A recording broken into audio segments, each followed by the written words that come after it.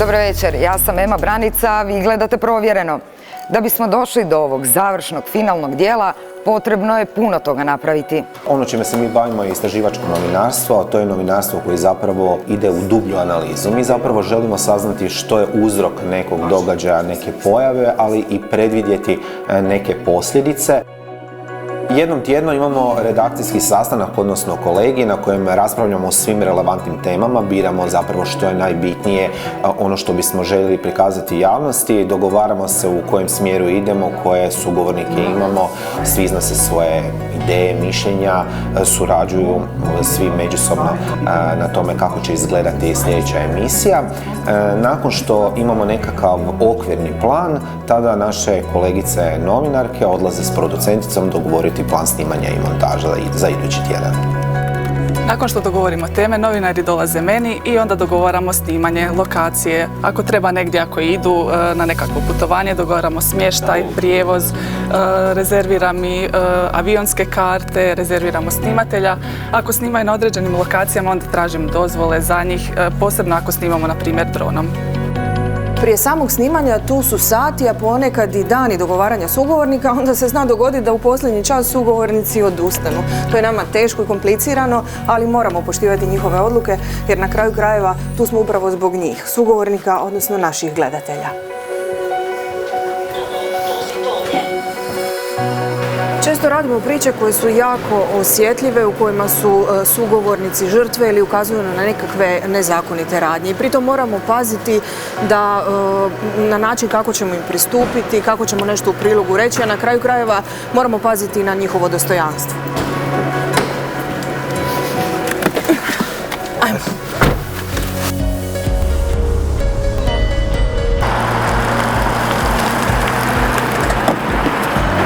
Snimanje je timski rad. Bez ovih ljudi, naših snimatelja, ne bi bilo ničega.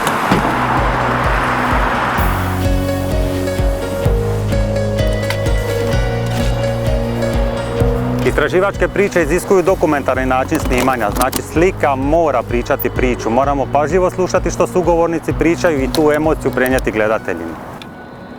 Obično kad se vratimo sa snimanja, prvo što moramo napraviti je ingestirati, kako mi kažemo, odnosno unijeti materijal koji smo snimili. Moramo se pozabaviti provjerom činjenica. Dakle, svaku izjavu, svaku informaciju koju nam je sugovornik rekao, trebamo zapravo verificirati na neki način. Idealno bi bilo u novinarskom poslu kad bismo to mogli nekakvim pisanim dokumentom, no to naravno nije uvijek slučaj. Ono što je nekako pravilo u našoj profesiji, da to potvrdimo iz barem 3 izvora, dakle 3 usmena izvora. Kad to dobijemo, onda računamo da s informacijom možemo baratati kao istinitom. Prijetnje su ponekad, nažalost, i dio ovog našeg posla, pa čak i fizički napadi koje sam i sama osjetila na svojoj koži. To je nešto što nas kao novinare ne sputava da radimo svoj posao i dalje. To ostane zabilježeno negdje u podsvijesti. Nasilje nikad nije rješenje i nasilje nas nikada neće natjerati da prestanemo raditi svoj posao. Istog tog dana ponovno završava na hitnoj operaciji abdomena koja traje punih 5 sati. Kada je tekst napisan, lektoriran, dolazimo ovdje u oficu gdje zapravo čitamo off, kao što sam ja malo prije čitala, i nakon toga idemo u montažu. Slika uvijek mora slijediti priču, ali slika je zapravo ta jedna dodana vrijednost priči, jer, na primjer, kad mi kažemo neka zgrada je potpuno srušena, ne znači ni približno toliko kao kada vi vidite sliku kako to izgleda. Montaža je timski rad, novinar ima nekakvu svoju viziju, ideju kako bi onda prilog izgleda, ali montažer je tu taj majstor slike i on zapravo odlučuje kako se slaže koji kadar. Ema, malo za tonsku probu, molim te. Dobar večer, ja sam Ema Branica, vi gledate Provjereno. Evo, mi se sad nalazimo u režiji, snimamo najave za Provjereno. Tu nam je majstor slike, tu nam je majstor tona, moj asistent i producentica Provjereno koja se brine da sve izađe onako kako su zamislili novinari i urednici. Provjereno je već 17 godina sinonim istraživačkog televizijskog novinarstva u Hrvatskoj. Trudimo se, unatoč tome što radimo u okolnostima gdje mnogi ne žele zapravo da ono čime se bavimo, nastavimo se time baviti. Trudimo se za naše gledatelje svaku našu temu koju radimo napraviti na najobjektivniji, najprofesionalniji način. Naš cilj nije samo informirati, već i educirati i to je oduvijek bila jedna od važnijih zadaća novinarstva za cijelo društvo.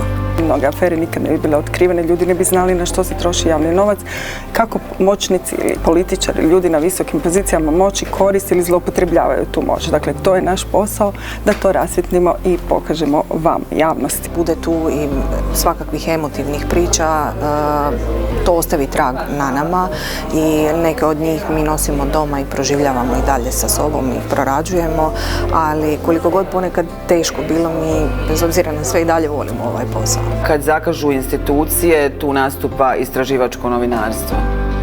Hvala što ste svaki četvrtak s nama i hvala što ste bili ovih nekoliko minuta.